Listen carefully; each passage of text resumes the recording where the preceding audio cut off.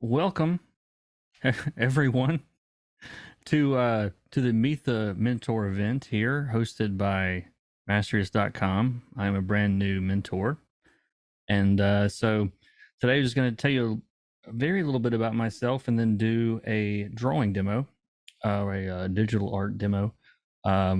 Just doing a sketch and then working in grayscale and maybe adding some color, and talking through how I do that as part of my process. I am a comic book colorist. I have a YouTube channel. I've been teaching online for almost 10 years now. And you should be seeing my screen. I hope you are. I pulled up a couple of covers that I've done recently. This is a Hex Slash cover and a Wasted Space cover, both from Vault Comics. But I'm a comic book colorist. What that is, in comics, the process is sort of broken down into a assembly line, I guess you would call it. And you have someone write it, you have someone draw it. Sometimes even pencil and ink is separated, and then you have someone coloring, which is, in my case, that's what I do. Someone even does the word balloons, the letterer. So yeah, this is my first time attending one of these, doing one of these, and so I'm just going to talk through what I'm doing, and if as people come in or have questions, then I will take those.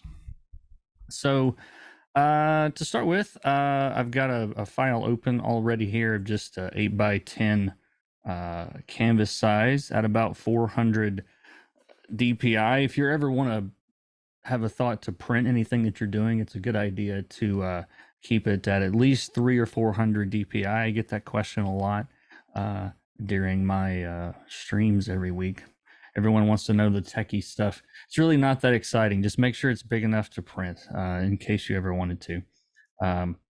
But I'm going to start with actually in about half an hour, the NBA finals or NBA playoffs are going to be on, and I'm going to watch that once I'm done here. And so I thought, well, I'll do a basketball player to have something to demo to you guys today, or to anyone watching on the recording.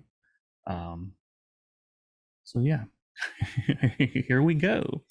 I like to start very sketchy, and if you're someone, and also small, if you're someone that looks at a blank canvas and thinks, oh no, now what? Like, it's part of the reason why I we have people coming in, I think now. There we go. Hopefully this is all working. But if you don't know what you want to do and you have a blank canvas, even if you do nothing but, start sketching where you want the thing to be, it's better than a blank canvas. And working digitally, of course, it's easy to, minimize these things and not make them a part of the image. But yeah, I'm just going to do like a little, well, not a little, but actually like a big brawny basketball player, I think. And we'll do it all in the values in black and white, and then after that we'll shift into color. And welcome, Irene. I don't know if we're supposed to do shout outs on these things. This is my first time doing or attending one of these, and so we're just flying by the seat of our pants here. And do we want to do like a big action shot? Maybe we do. So right now I'll explain my layers too, in case anyone's wondering. I have a paper texture, get really close, like a canvasy texture on top that you really can't see at this size very well, but it's there. I'm going to sketch on that layer, and then I'm working on a base of just gray.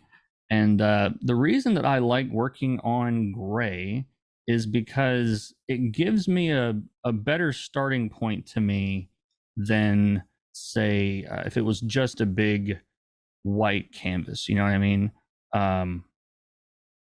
Let's see, what do I want this guy doing? The old ball spinning thing. Maybe that'll be a good idea. And if you guys have questions, or there's a chat I think you can ask, or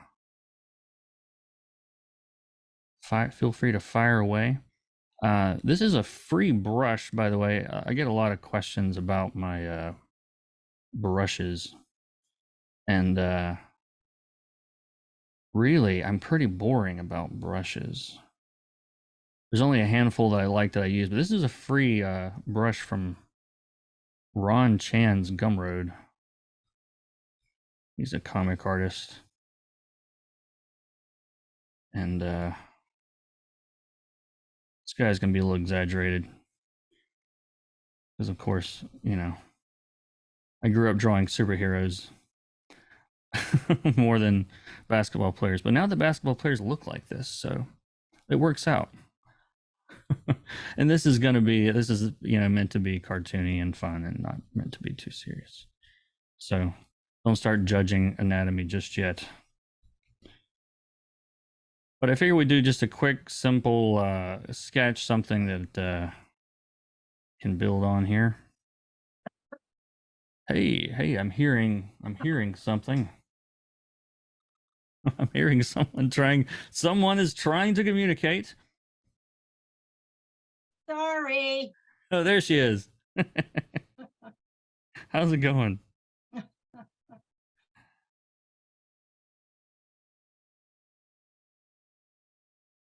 All right. And I flip the canvas a lot because I can see that my guy is crooked here.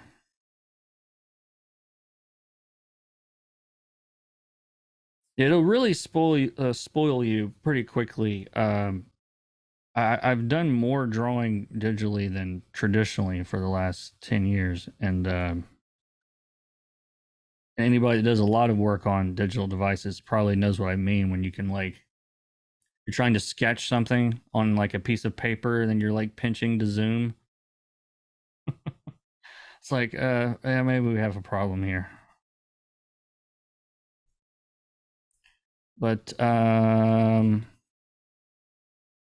yeah, just at this point, I'm just thinking, and again, for the sake of the demo, I won't have to get able to spend a whole ton of time refining and things like that. So just trying to get something in the ballpark that looks somewhat interesting.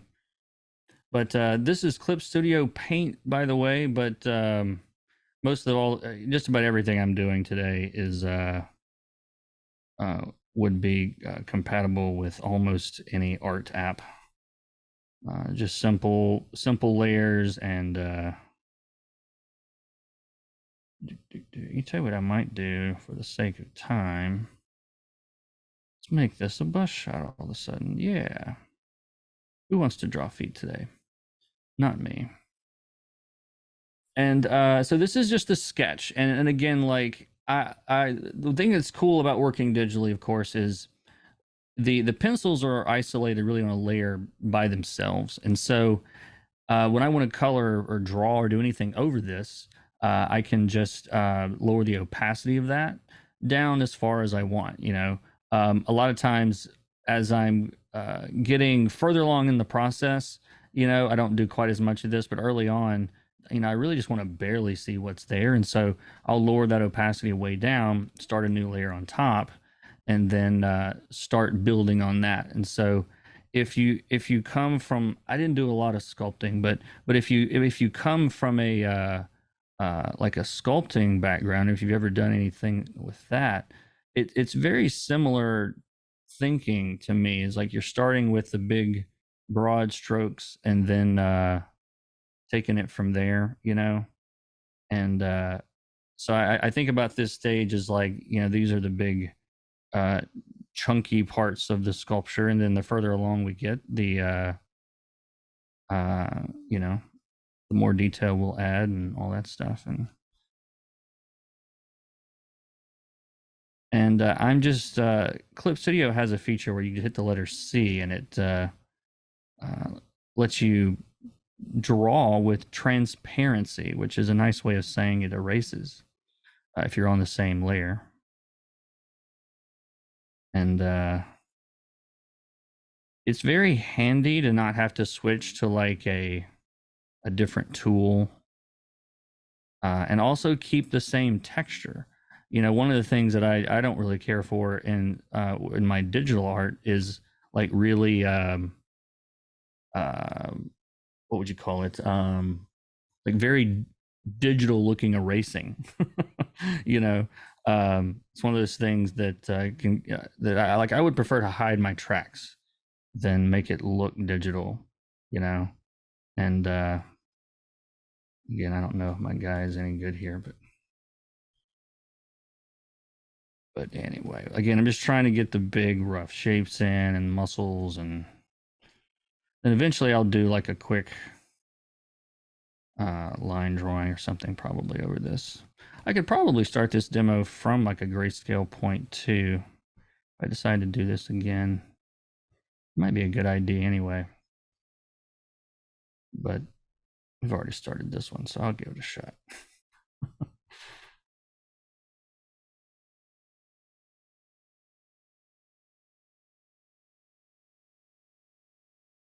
And I'm just using the lasso tool to kind of move things around sometimes.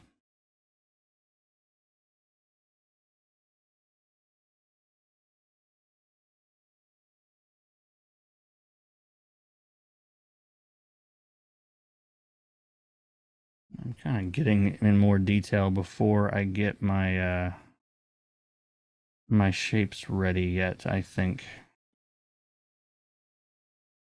Let's look at this guy from the other side.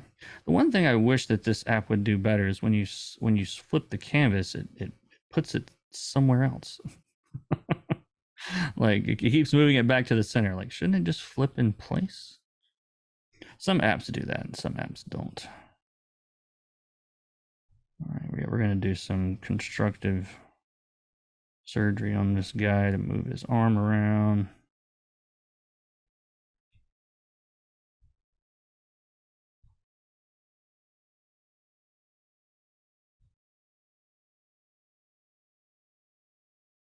Well, he's not atrocious. I don't love him, but I don't hate him.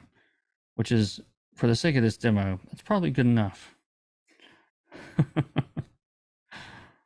That's what I like. I really like the point where the image turns from, is this any good, to, I don't hate it. That's an important point for me in most of my pieces. Don't hate it. Alrighty. And let's see, do we like? Yeah, we're getting closer.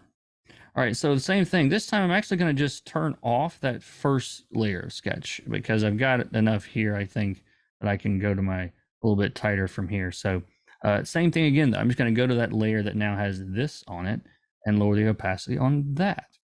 And again, I've got, I'm just going to stick with the same pencil here.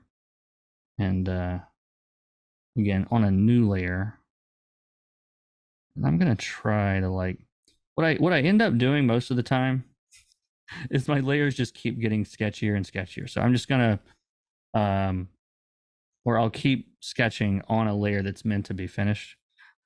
So I'm gonna try not to do that today. I'm actually gonna try to make this tight on, or tight enough on this pass that I can start coloring next.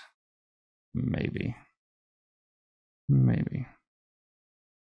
And I do a lot of redrawing lines here and refiguring things out, you know, is I'm not really married to much of any of this at this point. And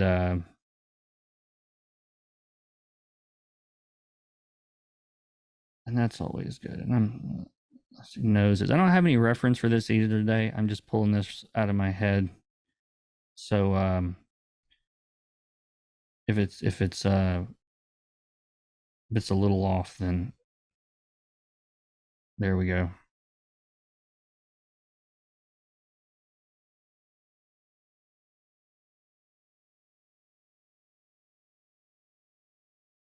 And these principles, of course, you could apply to whatever you're doing. It doesn't have to be this. It could be a landscape. It could be whatever. When you're working with value first, and only value, and only thinking in terms of black and white, I think it's a great way for beginners to get started, because one of the things I hear, and I talk to a lot of colorists that are just getting started, and digital artists that are just getting going, and one of the things I hear very often is just that the coloring part of coloring of art is the part they struggle with the most. And I didn't understand this when I first started my career quite as well as I've just the last couple of years. But we are using, especially in the digital world, we are using a 2D, surface, a 2D device, trying to represent a color palette that actually is a three-dimensional color palette. If you're familiar with the Munsell color system, which is what the digital system is based on, it sort of forms into a cylinder. And we're gonna really rough these hands in because I don't have any reference handy, and I forgot to grab some. So we'll get it. We're gonna get it close and hope that it's all right. But yeah, it's a tough thing when you're trying to I say this all the time on my streams and on my YouTube channel. Contrast, which is just the difference between two things. It could be anything. We think about contrast in art a lot of times just in terms of black and white, and that's a good way of thinking of it.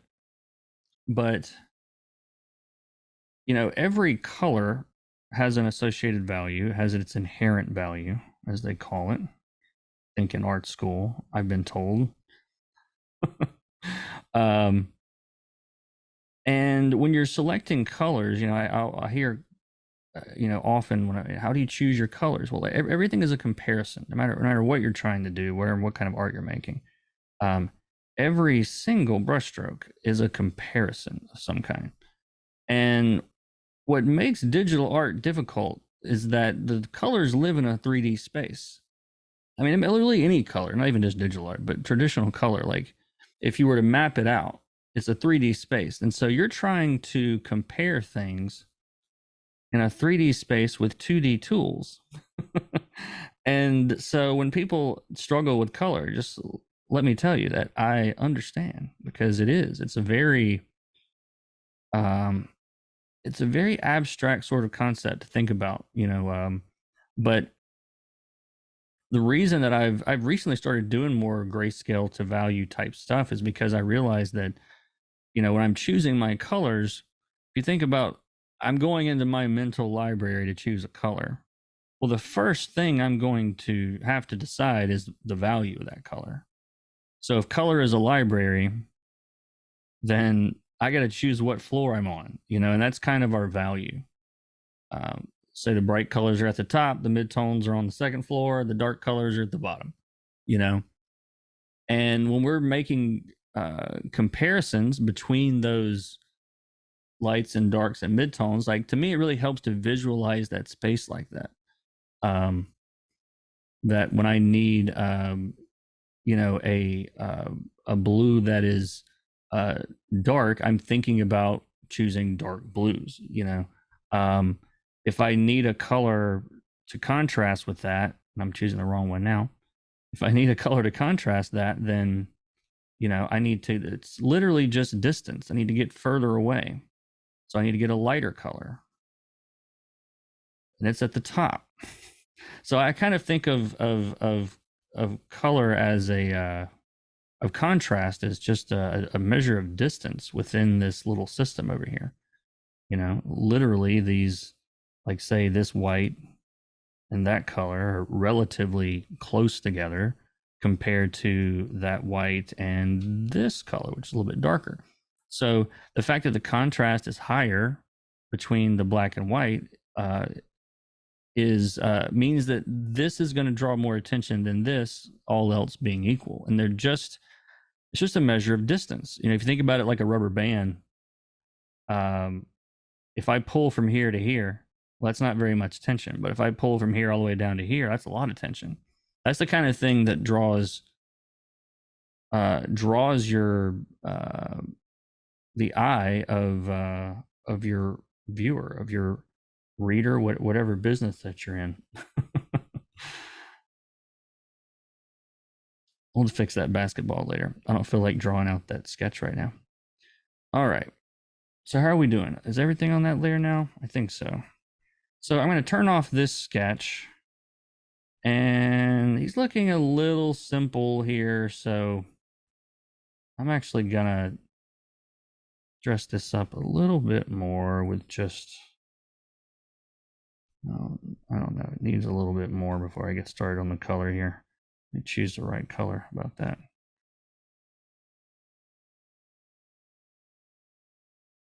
Again, being kind of fast with this, just for the sake of time. But that's the thing about working in comics that is kind of different from a lot of art is there's always that time constraint. A lot of the choices I make are like, well, what is what is the most efficient way to do this? Time is such a big part of it. And I can draw this going that way. All right. Close enough for government work, as they say, I think. So so to start with this, when we start talking about the values on this, I'd like to start with a different layer. I'm going to do this on a different layer, and I'll label this values. And I'm going to label this drawing. And I'm going to flip this one more time to see if it's not awful. It's close enough. I think it's close enough. All right. So I'm going to go to these values now. And I've got a decision to make, to me, right from the jump, which is, do I want to put, generally speaking, a more lighter values on him, darker background? Do I want darker values on him with a lighter background? It's going to be some combination of both. Either one would probably work just fine. Since this is a basketball player, maybe he's in a big stadium, we'll do some bright lights. So what I'm going to do to start with this, just again, for the sake of the kind of the speed of this demo today, I'm going to, before we start putting the values in, basically draw get a selection of the silhouette. So that way we can very quickly, and I'm just going to use a lasso to select this. Well, actually, let me just control click, which will get me all of that stuff selected. Control clicking a layer will select the contents of that layer in Clip Studio and Photoshop and most drawing apps. I'm going to use the letter Q, which is going to go into quick mask mode. And from here, I'm just going to scribble in this. And what this is doing, it's not actually painting, it's making a selection. And I'm sort of doing this for the sake of time. But when I hit the letter Q again, you can see that it's highlighting all of that area. I could do this with the lasso, and I probably will on the inside, but I want to get this stuff done this way. I think it'll be a little bit faster. I could just, like I said, I could trace the whole thing with the lasso. That's a possibility. That's the cool thing about digital art is there's like 100 ways to do everything. And they're all valid. Whatever works for you. But in my business of comics, a lot of the choices are, again, they're based on like time and efficiency, and it's like, you know, not able to spend days on a single page when you need to be cranking out 4 or 5 pages a day. But even in my industry, you know, I heard Nolan Woodard, who was another colorist, one time say that there are as many ways to color as there are colorists. I think that's probably pretty reasonable. That sounds about right. All right, so fill this in real quick, and if I did that right, then now I've got a selection of just him. And so what I'm going to do, I'm going to get actually below my canvas because I don't actually want this to be a part of the drawing. And I'm just going to call this, we'll call this what, the outline, silhouette, something like that. I can spell silhouette or spell outline better. And I'm just going to fill that with a color. And you can see, and I didn't do a perfect job. I can go down here. But we can use this layer now as a selection for the rest of this, for the rest of this thing and not have to worry about staying in or outside of that line. And so this isn't visible, but it's just there. It's there to act as a selection. Okay, my drawing disappeared. There's my drawing. So now if I control click that outline, I can get that selection back anytime. So I'm going to start, and I'm going to start with, we're doing grayscale to color here. So I'm going to start with my values. And I'm going to start, again, we have 50% gray as our canvas. I'm going to come down a little bit from that. And again, we're just going to, actually, I need to be below the drawing. Sorry. I'm a professional, people. Promise. All right. So from there, I'm going to flip the, basically invert that selection and get some bright colors. And I'm not going to go all the way to white just yet. I kind of want to save the brightest colors and the darkest colors for the very end. And so we'll get kind of we'll get on the way to white. And this is just sort of a designy light kind of shape. But where the light and dark meet is really where the biggest chunks of those values meet is where it's what's going to draw your reader's eye most of the time. And so I've made sure that I've got a nice big clear kind of light area right around the character's head and the basketball. And I'm not gonna, when I'm deciding what goes in this background, this little area behind him, just as a general good advice, keep it very simple. Keep the colors in this area close together. And what I mean is this right here. Keep those colors close together. Low contrast, because when I start doing light and shadow and things on him and doing details to bring him forward, those details need something to contrast with, just like the values do. So we're going to have details here. We'll have details here, details, but we're going to keep this simple. Okay. If I started busying up all of this, then I am weakening my composition. Now it's cool to have stuff around, anything's cool. This is art, but if I have a lot of detail and there is something that needs to look like this behind my guy, then keep either one of two things. I would say keep the contrast low. So again, keep the colors close together, close to each other in the background, or create a repeating pattern. If you have, repeating shapes of some kind, that sort of also becomes just a pattern that your brain will ignore. And so we're creating a pattern here of light behind him. We're breaking that pattern with a dark value. And if you can think about your art in those terms in a lot of different ways. Even when we're, even when we start getting into more details and doing other things, like it's not quite the same color, is it?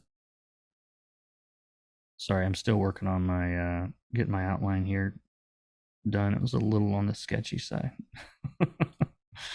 Again, like I think this is meant to be like an hour or two, so I'm also trying to make it look decent anyway.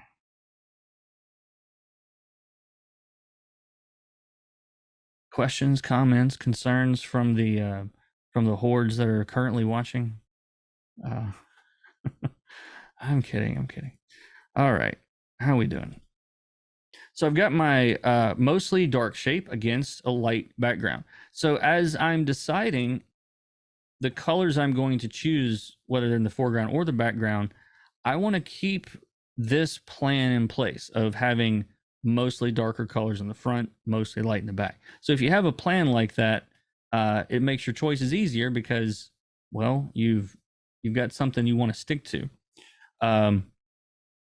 So I'm gonna actually, let's make his jersey. I'm gonna change the value on his jersey a little bit, just so it's not exactly the same. And I'm just using, these are regular, like simple, boring brushes. I'm choosing my outline there again as a selection, so I don't have to worry about going outside the lines. And behind his eyes, we'll brighten those up. All right, so this is like if you think in terms of like flat color versus highlights and shadows, this is our flat color or our flat value portion. Interesting from the audience. All right, excellent. So I could do all this on one layer. I could add another layer. I think since I don't have a bunch of flats on this, I'm just going to add one more layer. And I'll start doing some highlights. And again, I'm going to keep this real loose and easy to begin with. And this is sort of a watercolory type brush that I got from, where did I get this from? I can't remember where it came from, but if you Google the KRUPUK wash clip brush or something, you'll probably find something like this in there. But and again, I'm sorry, I don't really have any reference for this guy, and so I'm kind of flying by the seat of my pants here. But I'm gonna do like kind of a front light there, hitting him in the kind of something soft, kind of hit him in the face, and maybe you'll do some.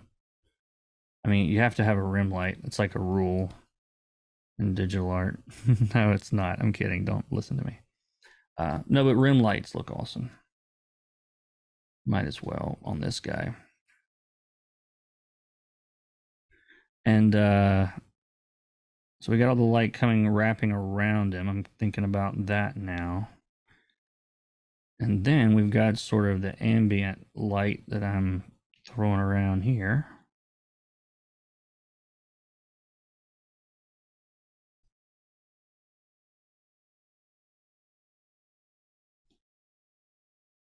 And I'm pretty fast at this. If you're one of those people who are like, wow, I can't do this that fast, don't worry about it. I've been drawing since I was like born, effectively. So so don't sweat it. It's not your fault.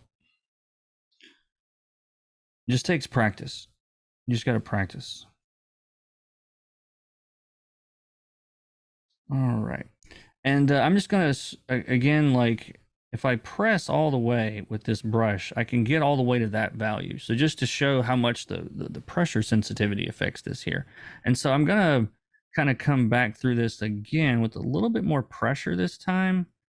And to bring some of these highlights out a little bit more, maybe embellish some of this. But all of this is technically with that same kind of, grayish color there.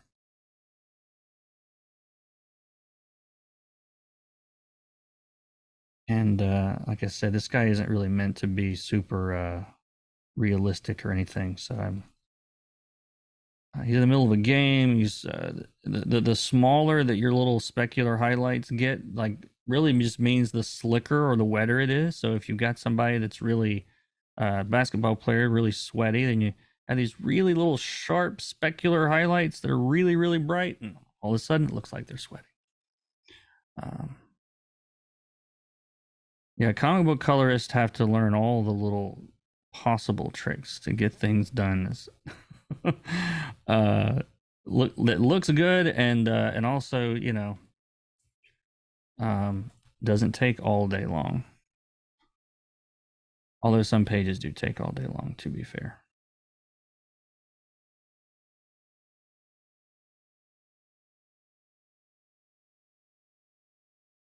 All right, and on our little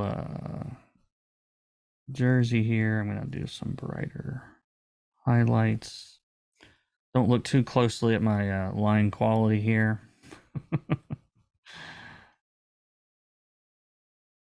And a couple of lines and make it look like I'm working harder on these wrinkles than I am.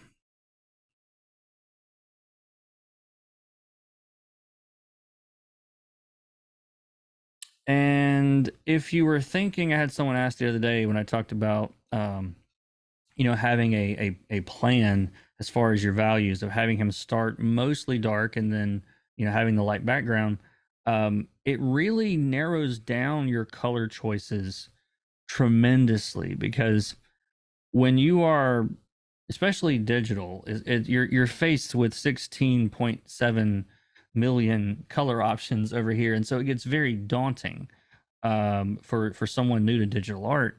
Um, if you really just dumb it down to, if I'm starting with black in this case or a dark value, um, and I want those shapes to read throughout the piece, no matter how much detail level there is, then I'm ruling out a whole lot of color options for this area of the canvas. Because if I start choosing colors that are the same color as my background, that also, um, you know, are affecting the differences in the lines here, the differences in the lines between the foreground and the background, I'm losing my silhouette, you know. Unless that's something if you want to do, but I want my silhouette to read really strongly. And so I want to be really conscious of where those light lines are. Um, and again, that basically gives you a spectrum of choices. I know that if the value I want is that, let's say it's that gray on his skin here. Well, look at how dark that value is. So I know that if when I get into choosing colors, I'm not going to be doing anything that is up in the top of this color wheel because of the difference in values. And so that's another reason why working from grayscale to thin color will sort of make your color choices a little bit easier to make. Let me go ahead and do something with this basketball that is. Oh, is that? Oh, that's on the drawing layer. So I'm going to do that on top of that layer.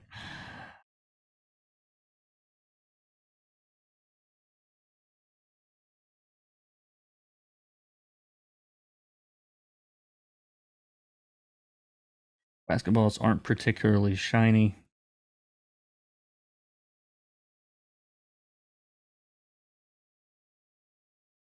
Let me see if I can impress you guys on my basketball drawing skills here. Look at that. Actually, it's pretty terrible. But oh, that was a good one. There we go. Close enough. You got these little ridges. I'm a basketball player, so I know this is the one thing that I can draw. But basketballs have these little ridges going into the seams. So I'm just putting a light line on one side of them and a dark line on the other, and it sort of tricks your brain into thinking, oh, look at all that depth, look at all that detail. It's like, not really, it just looks like it.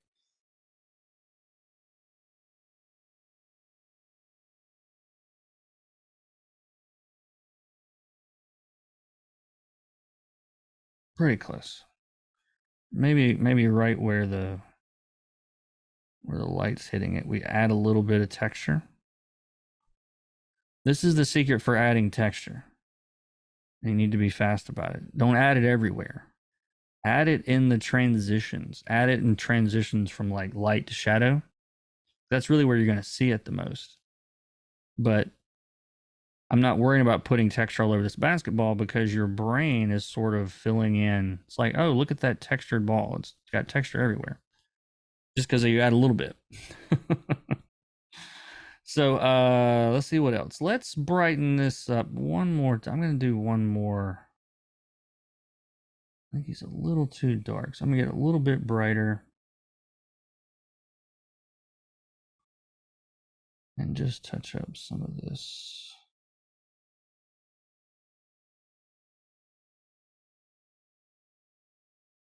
Whoa, sorry. Accidental zoom.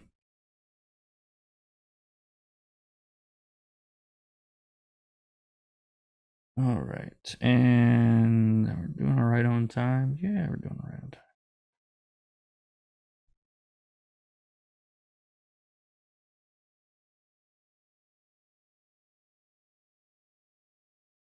All right, lovely. So I think I'll also, maybe we'll do one. I'm gonna switch to like got a pencil that I like. And now I'm gonna go all the way to white, actually. And I'm gonna get on top of the drawing so that I can paint over it. And we're gonna start strategically. I'm gonna start strategically placing some light values in here. And again, I don't have any reference for this, so I'm kind of eyeballing it. If you're like, well, that doesn't really look right, it probably isn't. So anyway, big chunky brush here. But basically, this is a nice way to draw attention to areas without, again, without having to think too much, without having to work too hard. We would get a little bit of light around this ball bouncing around here.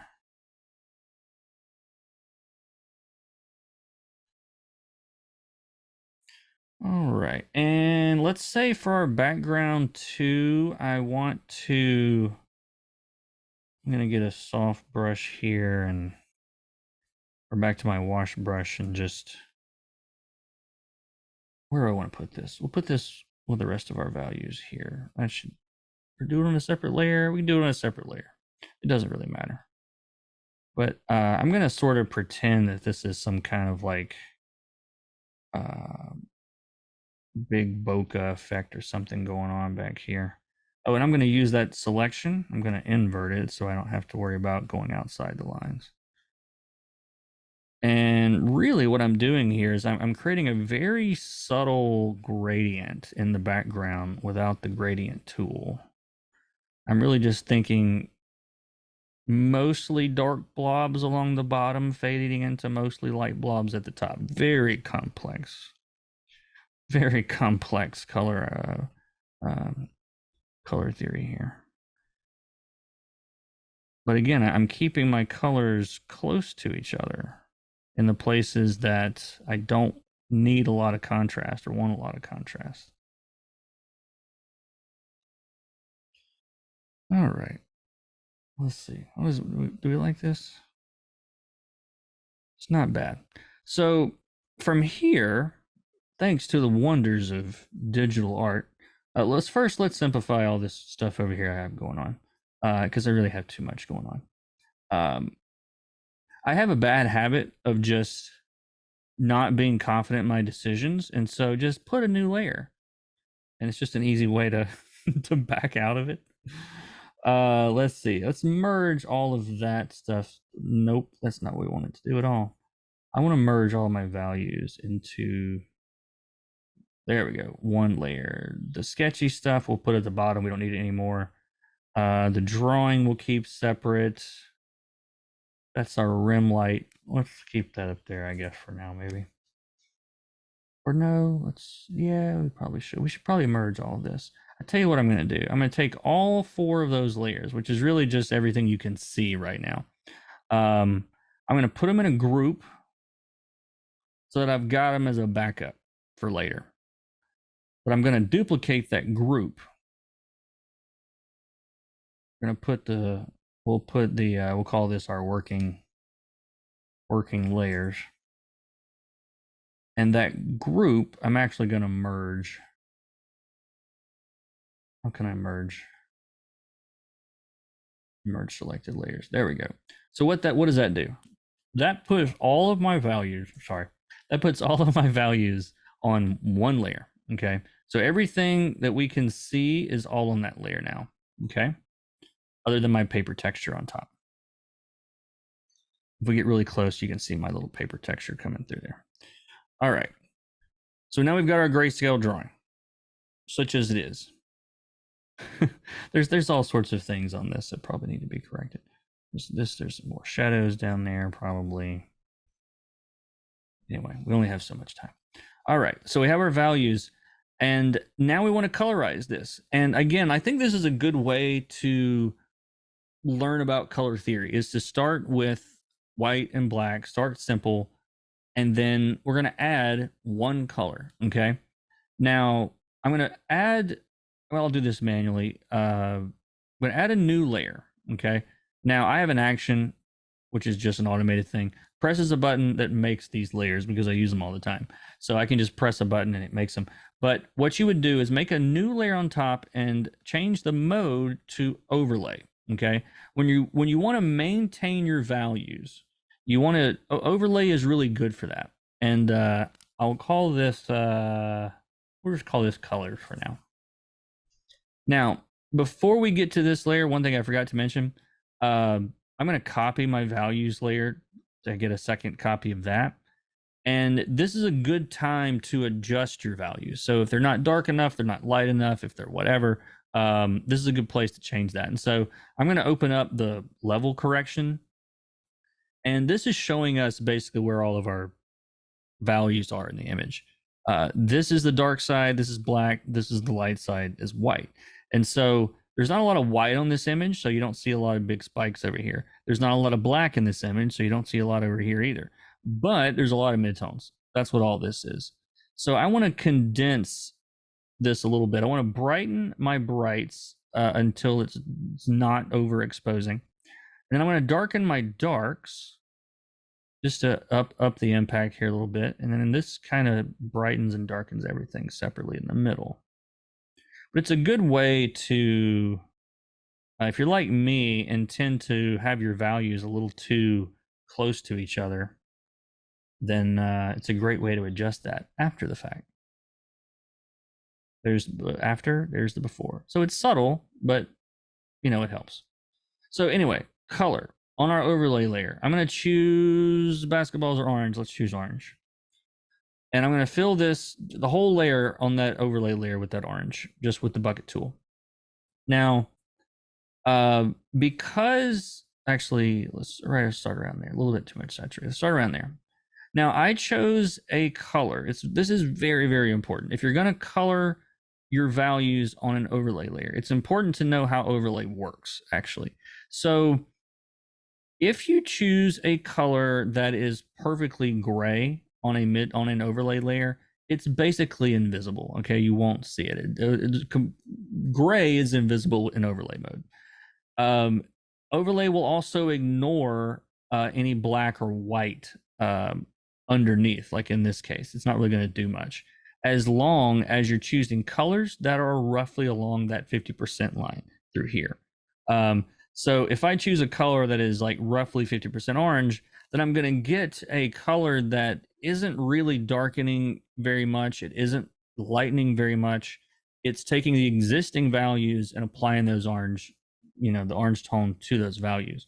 Of course, you can open up, your adjustments and add saturation, take away saturation, whatever it is. But it's a good exercise to really notice just how much contrast you can create with just one color. When you think about the fact that we've got light values, let me get a faster brush, sorry. We've got light values, we've got darker values, we've got some more saturated values in the middle, but they're all within this orange box that we're looking at here. And if we start adding grays, I'm going to make a new layer on top just to show this. I'm still on my orange color, but if I start introducing grays, look at how cool they look. And I mean not cool like cool daddy-o, but like cool temperature-wise. The reason for this is because everything on the canvas is warm, okay? The bright tones, the dark tones, everything is warm. So it doesn't take much to create something cool when you have that situation, because anything that's just less saturated is going to be closer to gray, okay? And gray is going to look very blue on this, not really blue, but it's going to look very cool because it's completely surrounded by orange. But that same gray, if I were to make the background blue, that same gray warms up. Okay, this is a nice little trick when you're working on a canvas that's mostly, or an area even that's mostly one temperature. Just switching color temperatures will kind of play around with the warm cool stuff there. But to get back to overlay mode, if I choose a color that is orange but bright, again, it's going to brighten. If I choose one that is orange but darker, it's going to darken. So if you're just wanting overlay to kind of ignore your values and not affect those too much, because we spent all that time on them, choose colors that are sort of in that middle range. It's a good place to start. So I guess what we'll do next is we'll start adding another color to the situation here. So I'm going to stay on that overlay layer, but this time, and this is why I love that selection layer that I made earlier, that outline layer. I can reselect that, just control click that. I'm going to invert it so that I now just have the background selected. I'm going to hide the selection.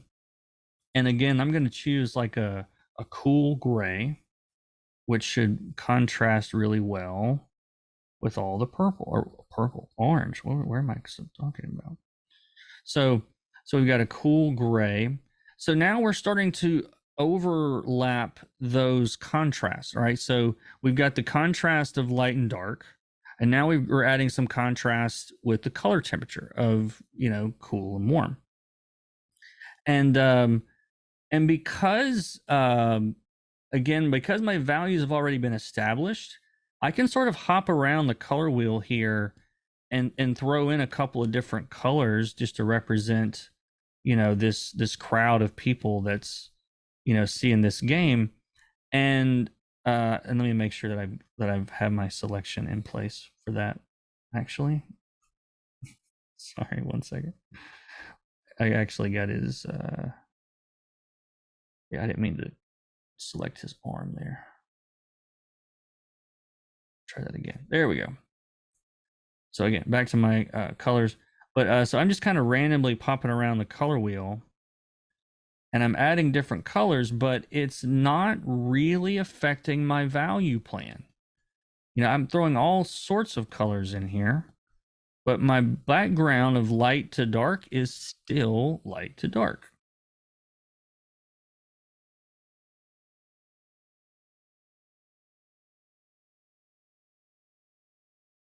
Not so bad. And if you do want to make an adjustment to your values, let's say that, hey, I like what I did with those values, but I actually want to make something brighter or darker here. Hard light mode, the blending mode hard light for the layers is really, really helpful for that. So right now, I've still got my background selected, okay? I'm going to make a hard light layer, okay? It's just a normal new layer, put it in hard light mode. And let's say I want this to have like a cool color cast over this light that's not really showing up very well there. So I'm going to pick a cool color. Now, again, this is going to affect the values a little bit. It's going to start brightening everything. Okay, but it's also adding that blue. All right. And because this is a separate layer, we can just open up our adjustment and play around with what color we want that to be, and even play with it after the fact. Maybe I want it to be orange. Maybe I want it to be more yellow. I kind of like the yellow look. It's not bad. But I've come across so many little, Bob Ross style happy accidents playing around with, blending modes like this. So now our background has a lot of color variance in it. I like the way it looks, but our guy is all still pretty much orange. And so, again, on that same overlay layer, you can see here's the color where I'm at right now. It's isolating that. If you if you alt click the little eyeball, it will alternate between isolating just that layer and then putting them all back. Again, hold down alt and hit the eyeball. That works in Clip or it works in Photoshop. So let's start. Let's warm up. You guys know color zones of the face. We'll do some of that. Warm up some of his face here. Again, I'm staying in the middle here because I'm not wanting to affect the value too much. I'm just wanting to shift the tone here a little bit. And maybe we'll put a little gray down here. And again, just kind of spreading some of these other, give us a little bit more color variation so that it's not all just that one hue. And we can also, again, this is another point that if we wanted to add some additional lighting, you know, you could choose a hard light layer and say you wanted to do some oranges up here. You wanted to intensify that a little bit. You know, this is shifting those colors a little bit. Hard light's going to push through a little bit more than overlay is. Overlay is going to it's going to adjust what's there a little bit more than this will. And I don't know what team this guy plays for, but I'm just going to choose a blue color here, or a cool color.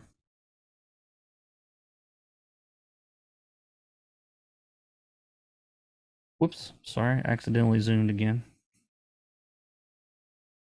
All right, and let's see what else. We could do some little bloom effects maybe. Again, throw another layer on there. Big soft airbrush.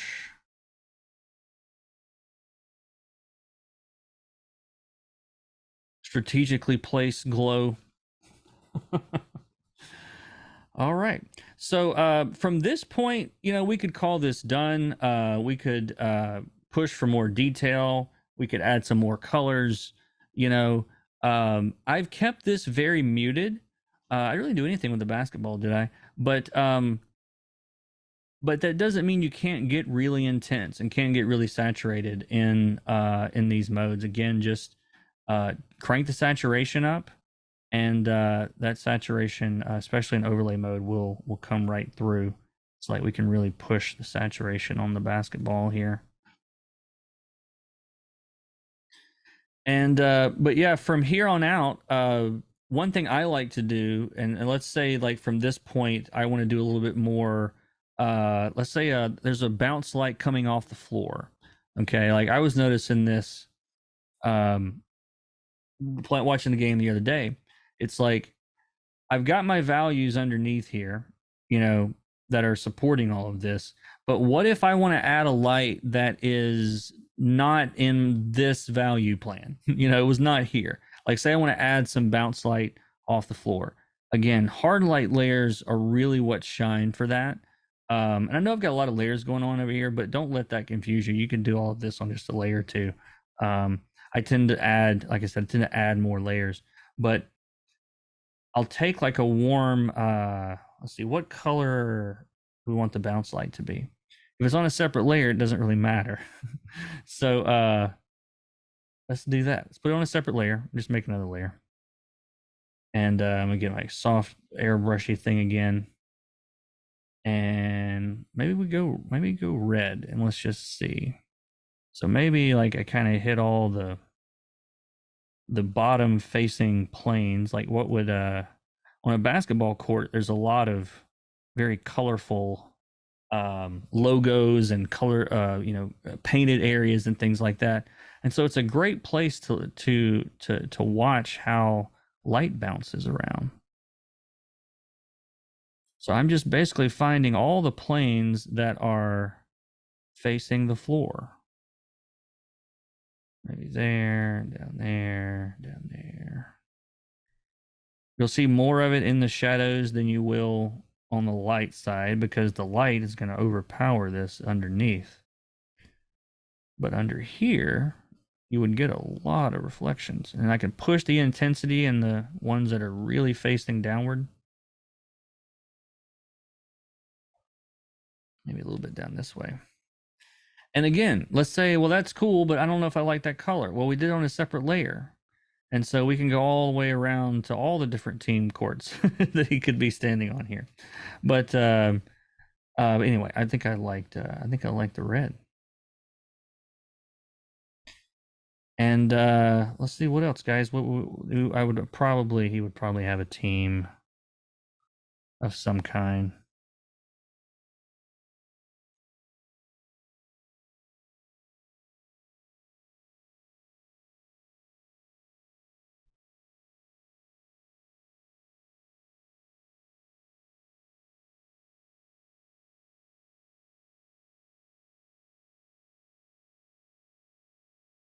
Getting really loosey goosey here. I'm trying to get this done in time. But anyway, this is so again, to simplify this one more time and kind of recap for anybody that was trying to follow along, and if I've confused you with how fast I was adding layers over here. To start with, I just had a gray base right here. I started, well, we also had my drawing, which my drawing is there. So we got our drawing done. We got our values done. Okay, those are on two separate layers. That's what it looks like without the line drawing. A little bit of rim light in there. All of those are, again, those kind of, I've got to call that the working layers. I duplicated that and flattened it, kept this in case I needed it for later.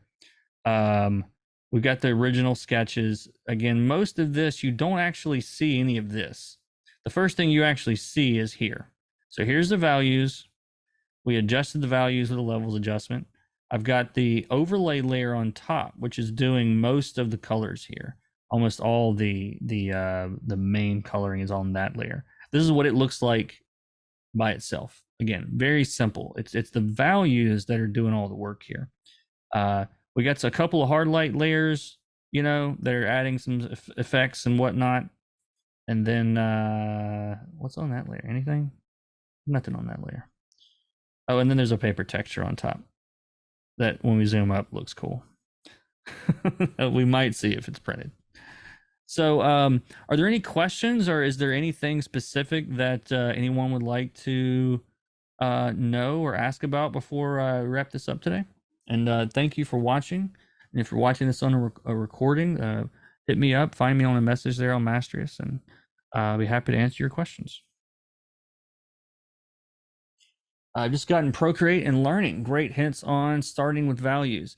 Yeah, like it was one of those, it's one of those things that, like, in my own personal work, if you've worked with color long enough, you know, the value and color all kind of, you can kind of do it as one step.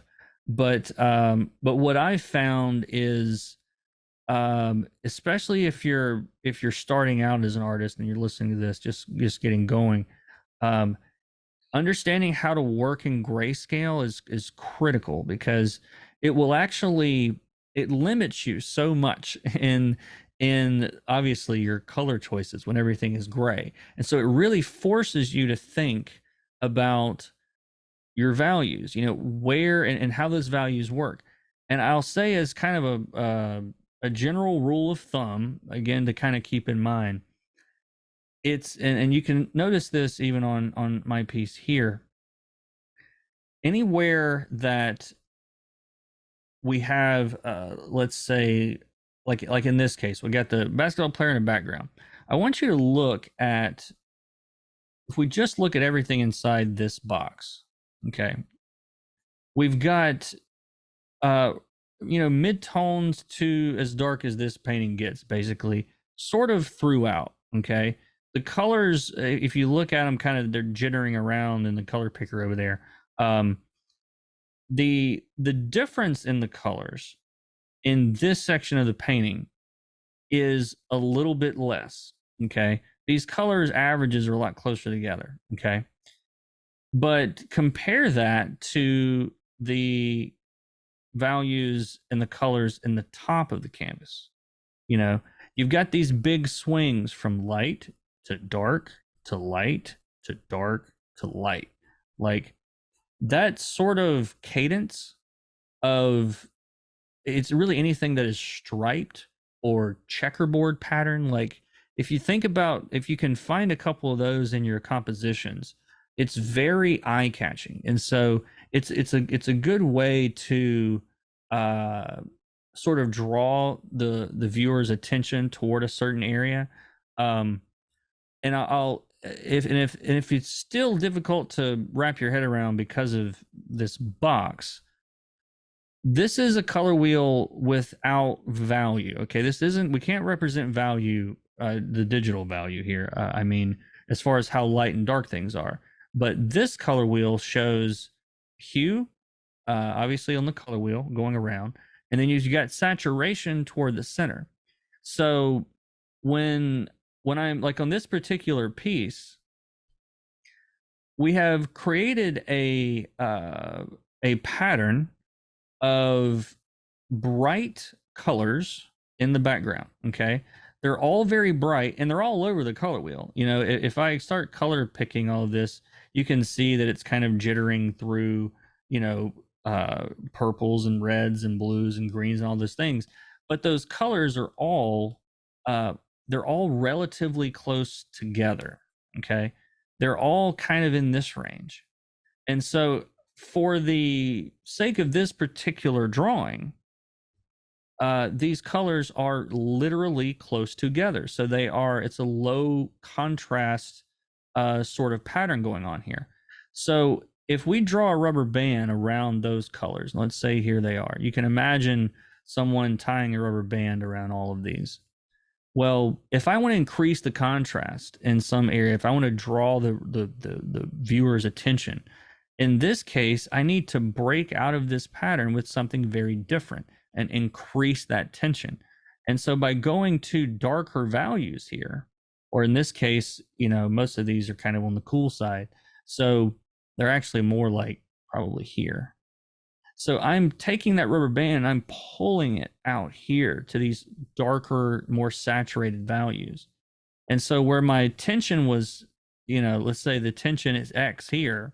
Well, whatever this is, we know is higher, you know. So we're taking that little rubber band and stretching it out with more saturation, with, in this case, a darker value. And that's kind of how I think about all of my color choices. You know, if I've got a cool palette, then I've got a set amount of tension with, you know, a set amount of tension on that rubber band around that palette.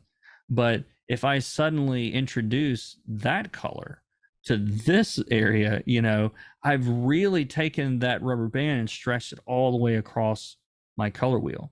And so, and this works in the opposite way as well. You know, obviously you could pick a bunch of colors maybe that are out here, and maybe that's your pattern, and then you break it with a color that is really desaturated, you know. And so it works both ways, but that's kind of how I think through all of my color theory choices.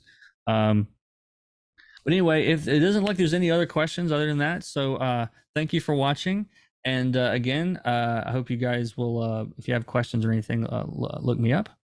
And hope you guys have a good evening. Take care.